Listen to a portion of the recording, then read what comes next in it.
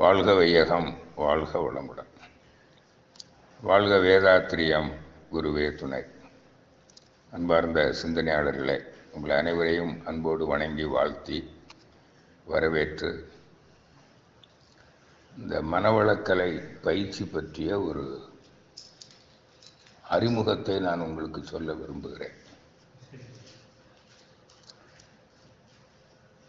மனம் என்பது சீவகாந்தம், அது உயிர் சக்தி, இந்த உடலை இயக்குகிற சக்தி உயிர். அந்த உயிர் தான் மனம். இந்த உயிருக்கு தான் உணரும் திறன் இருக்கிறது. உடலில் உயிர் இயங்கிக் கொண்டிருக்கிறது, உடல் உறுப்புகளை இயக்குகிறது, அசைக்கிறது, அதுதான் உணர்கிறது. எதை உணர்கிறது? அழுத்தம், ஒலி, ஒளி, சுவை, வாசனை. அது என்னன்னா இந்த காந்த தன்மாற்றம், சீவகாந்த தன்மாற்றத்தை அது உணருது. பார்த்தீங்களா? அது உணரும் போதுதான் சீவகாந்தமே உணருது. சீவகாந்தம் தான் உயிர். அது உணரும் போது சீவகாந்தம் அழுத்தம், ஒலி, ஒளி, சுவை, வாசனையை உணர்கிறது. அப்போ அதுல ஒரு இன்ப துன்ப அனுபவத்தை பெறுகிறது.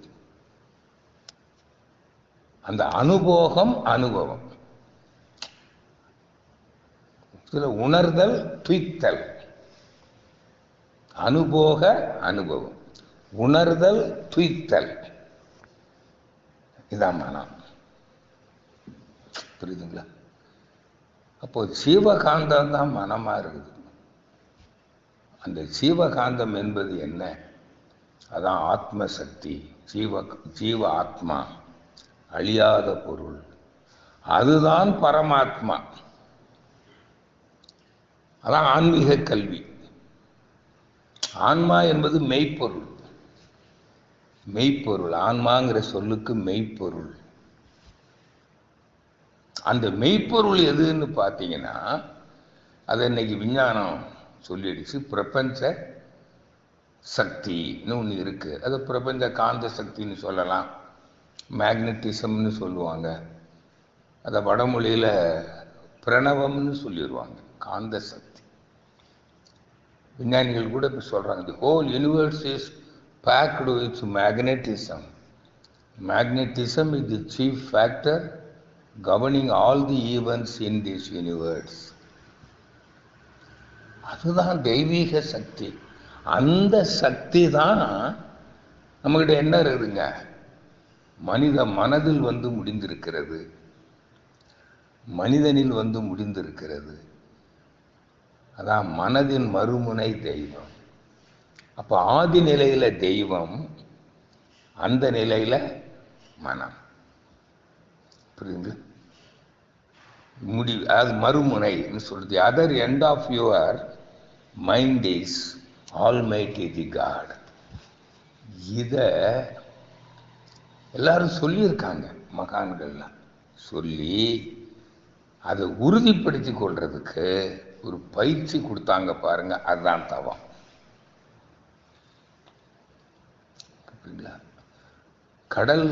கடல் நீர் என்பது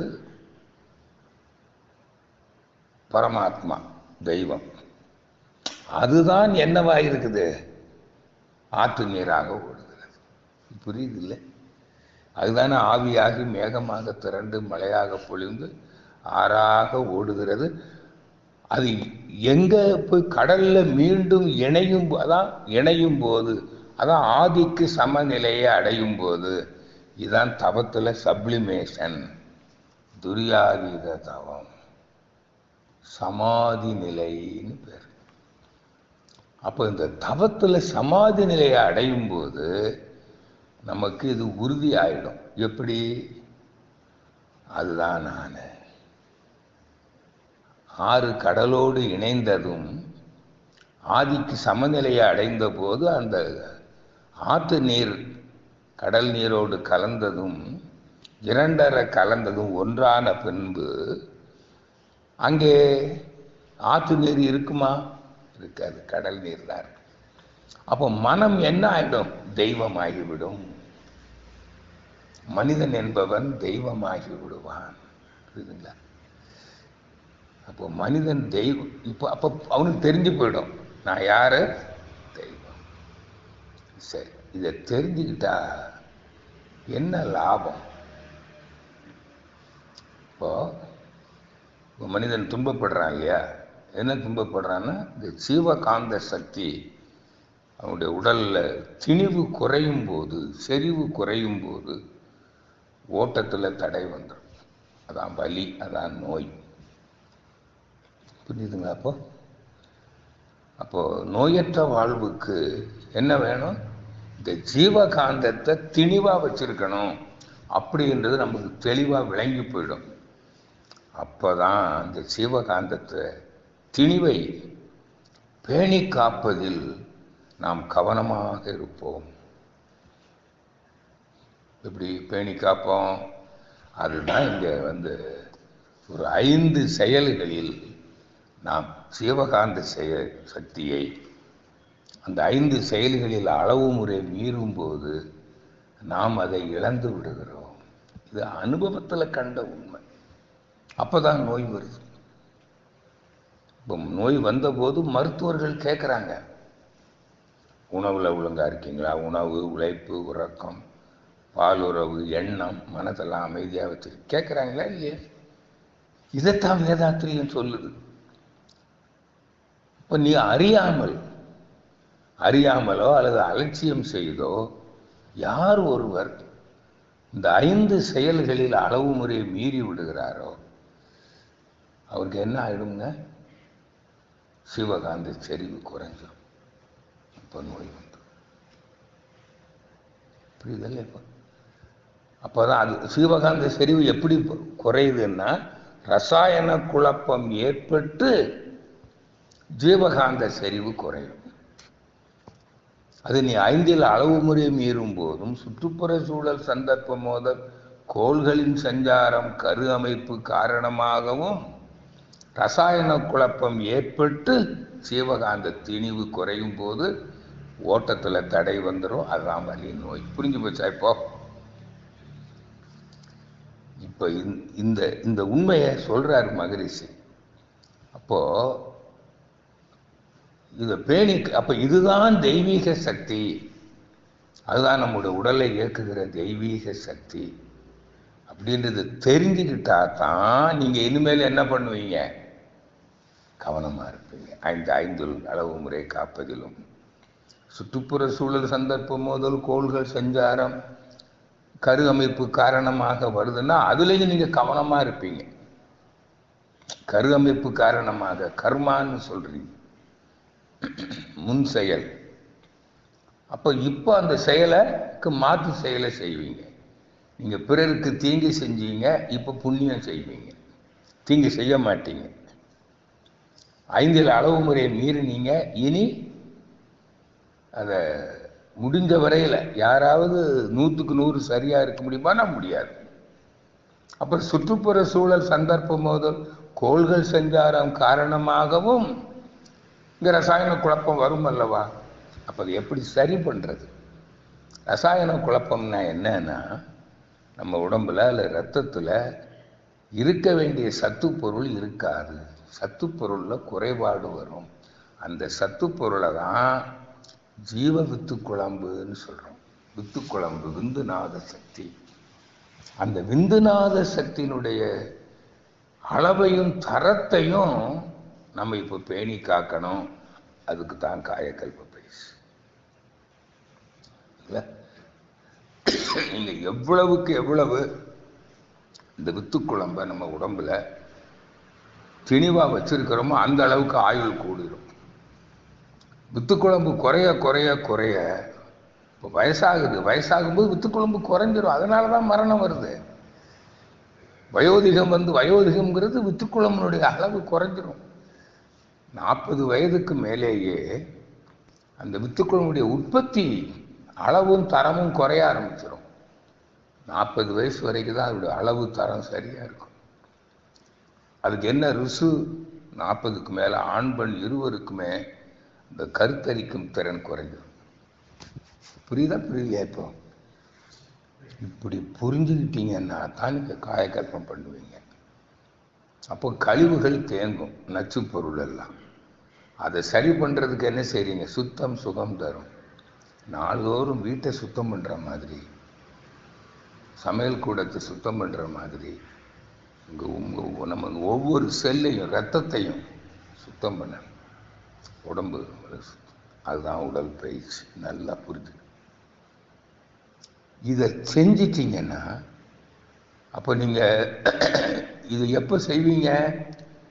நீங்கள் தவம் செய்து இதை உணர்ந்துறணும். அதுதான் தவம் செஞ்சு செஞ்சு செஞ்சு பழகணும். காலை மாலை காலை மாலை இடைப்பட்ட நேரத்தில் எங்கே வச்சிருக்கணும்? உயிர் மையத்தை புருவ மத்தியில், உச்சந்தலை. சூடு அதிகமானால் தான் கீழே இறக்கணும், இல்லைன்னா இறக்கக்கூடாது. எப்போ சூடு அதிகமாகுதோ, தவக்கால் கூடுதோ, உடனே சாந்தி வரலாம். ஆரம்ப காலத்தில்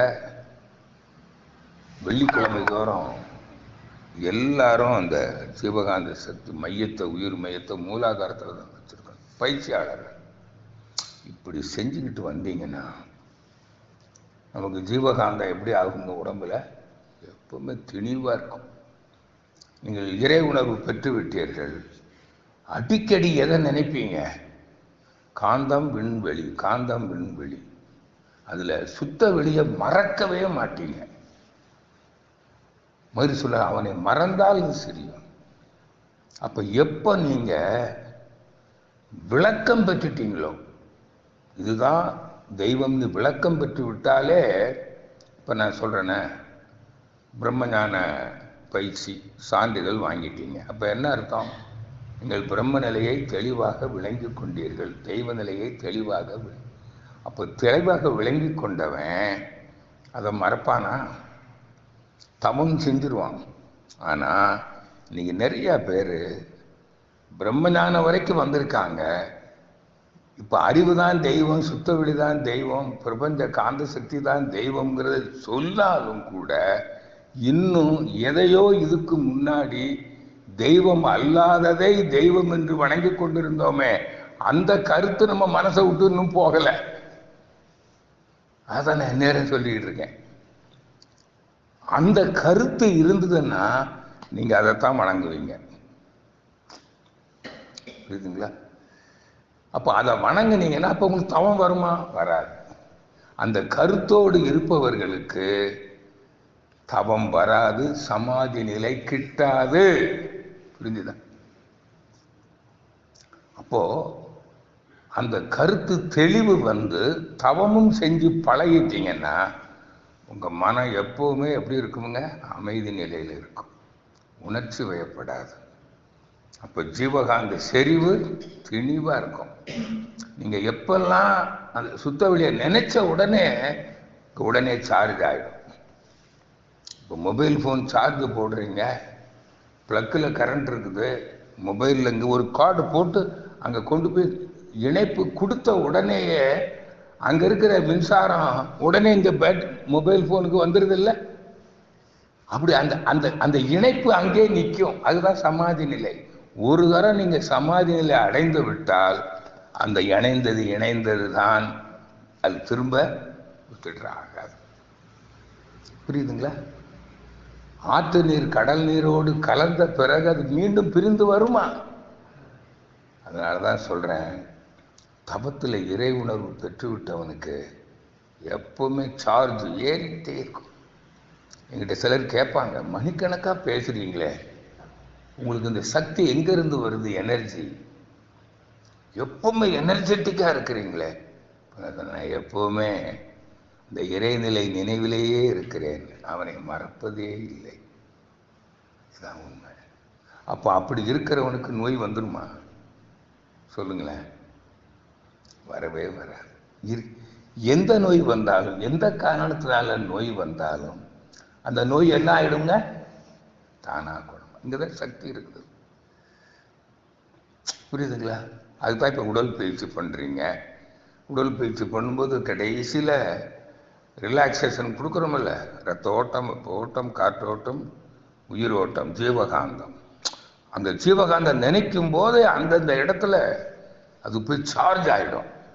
அப்போ அங்கே இருக்கிற அணு அடுக்கு சீர்குலைவை சீர் செய்து விடும், கழிவுகள் வெளியேறிடும், நோய் குணமாயிடும். ஒரு கட்டி இருக்குது, கேன்சர் கட்டி, ஒரு பேங்க்ரியாஸ் வேலை செய்ய மாட்டேங்குது, கிட்னி வேலை செய்ய மாட்டேங்குது.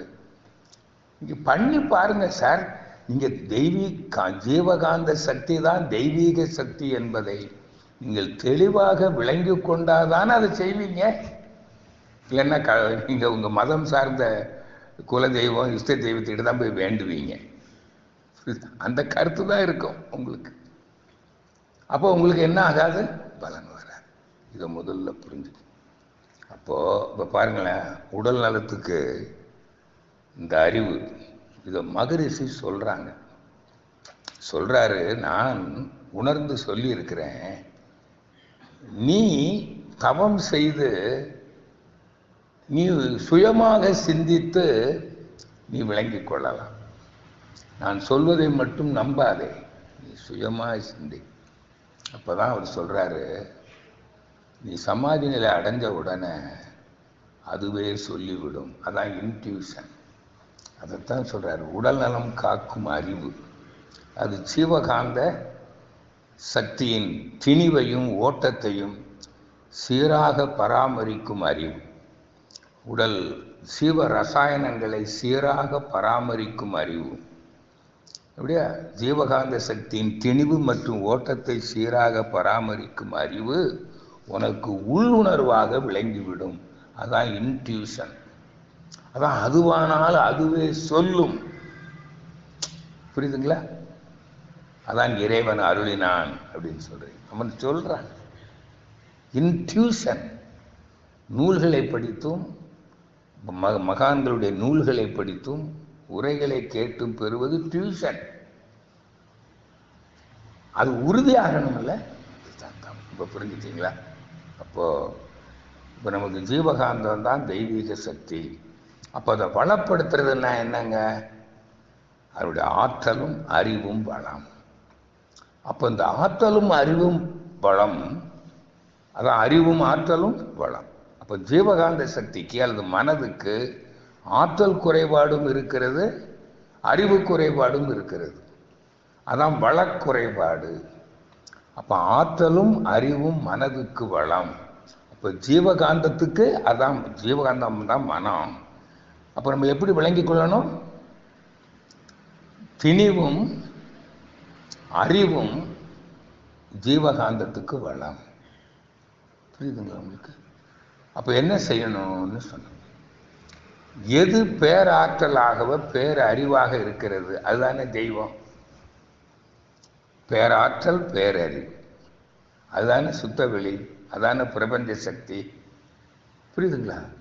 அப்போ நீ இந்த மனம் தன் ஆற்றலையும் அறிவையும் கூட்டிக் கொள்வதற்கு, இழந்த ஆற்றலையும் அறிவையும் ஆற்றலை கூட்டிக் கொள்வதற்கும் அறிவை அறிவதற்கும் அறிவிலே முழுமை பெறுவதற்கும் அறியாமை இருக்கு.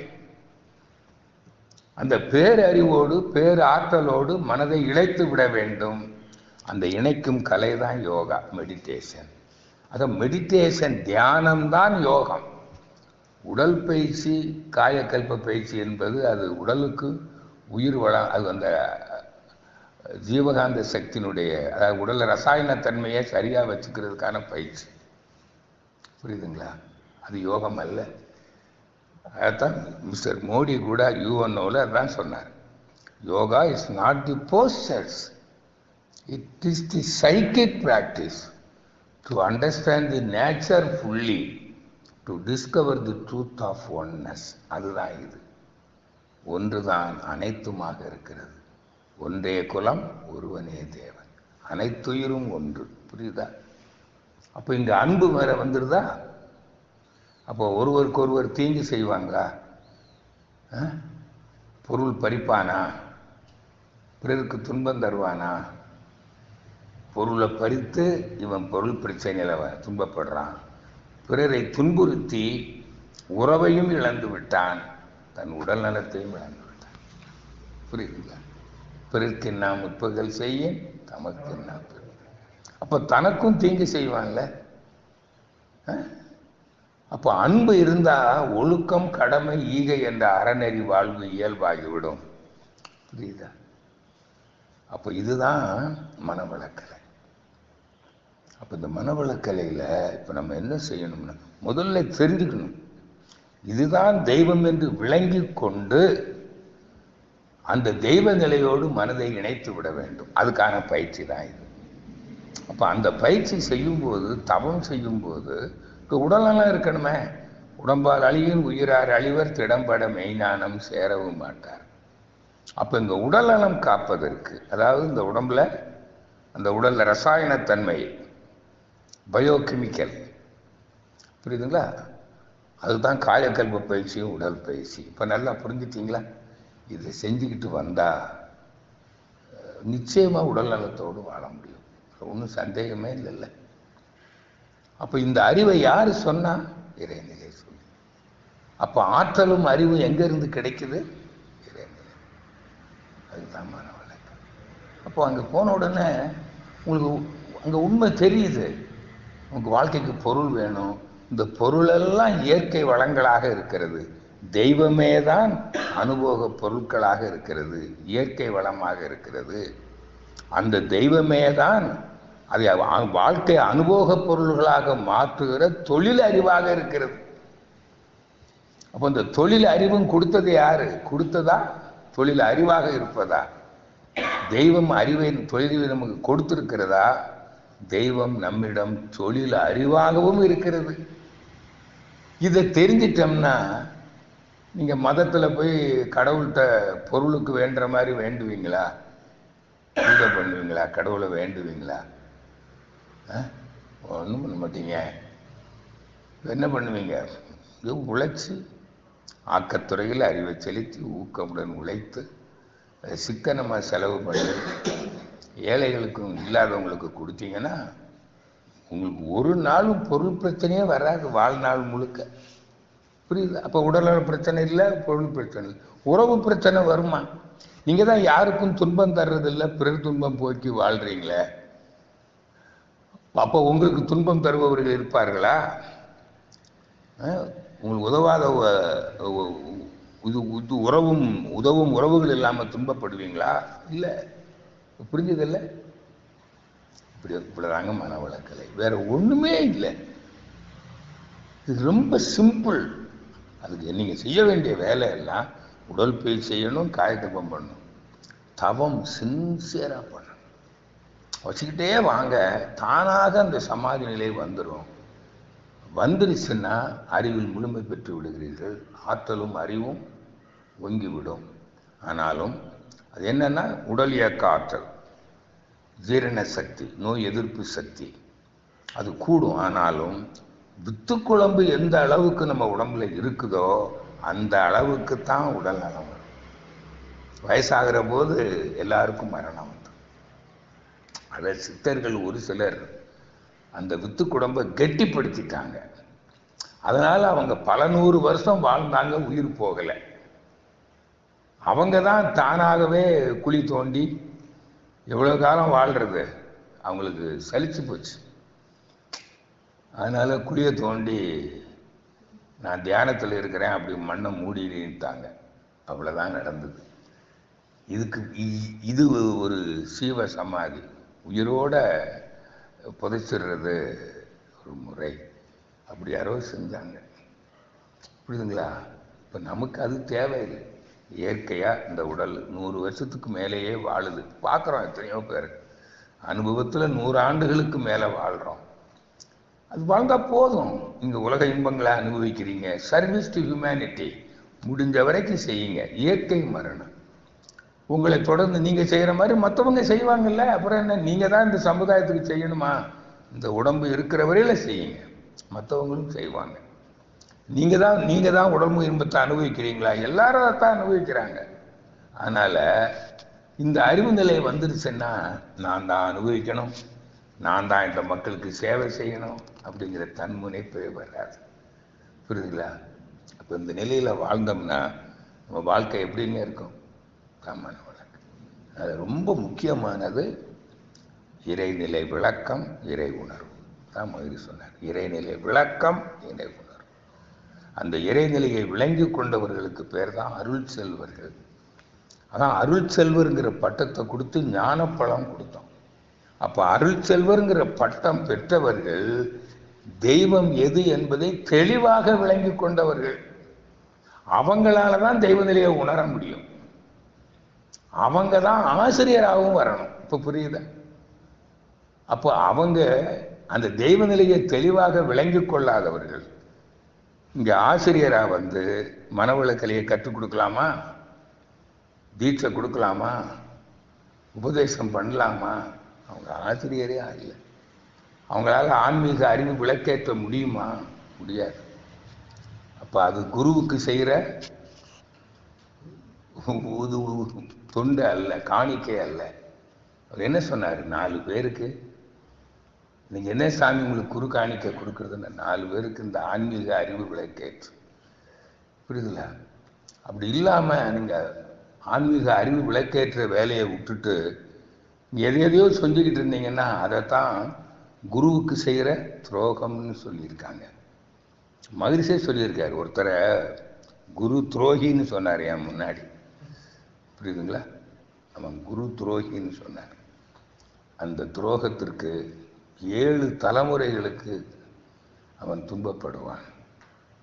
புரியுங்களா? அது யார் யாருன்னு சொல்றேன். யார் யாரெல்லாம் குருவுக்கு துரோகம் பண்றவன், யோகிகளை துன்புறுத்துகிறவன், பெண்களை துன்புறுத்துகிறவன், தனித்திருப்பவர்களை துன்புறுத்துபவர், நல்லது செய்கிறவர்களுக்கு கேடு செய்பவன், பெற்றோர், இந்த பிரிவினர், பெற்றோர், பெண்கள், தனித்திருப்பவர்கள், நலம் செய்தவர்கள், யோகிகள், ஞானிகள், இவர்களுக்கு நீங்க செய்கிற துரோகம் தான் பெரும் துரோகம்.